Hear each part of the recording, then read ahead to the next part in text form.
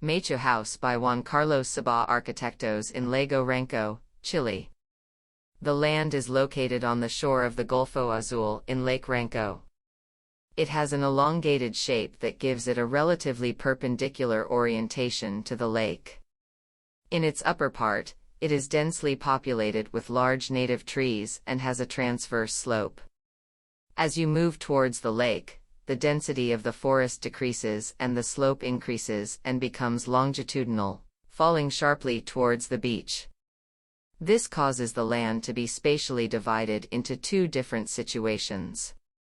In the upper part, which is where it is accessed, the land has greater intimacy and connection with the forest, while in the lower third, the steep slope opens the land to beautiful distant views and the space escapes with great dominance from the landscape. Given the beauty of the forest, the first decision was to intervene as little as possible in the place.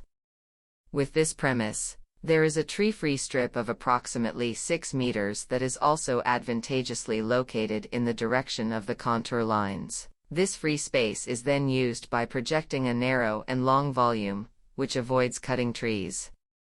As if it were a fallen trunk, common in the southern forests, the project proposes a wooden bar suspended between the trees, used as a covering, the larch shingle, common in local constructions, which is left natural so that over time it takes on the characteristic gray color of the dry trunks and blends into the landscape. This bar is located longitudinally to the land, taking advantage of its length, so that as you constantly walk through the house you experience the connection between this duality of the intimate forest versus the distant views. The children's bedrooms, guest bedrooms, and more private living rooms are immersed in the intimacy of the forest, while the master bedroom and living room are at the remote and suspended end, taking advantage of the best views. In the transversal sense, the project proposes a single-span roof, which opens the space towards the northeast to receive the winter sun when the oaks shed their leaves and also allows us to perceive the height and verticality of the trees. Programmatically, the house was designed to be able to be divided into two, so as to have the flexibility of using it completely when the whole family is there or in parts when fewer people use it.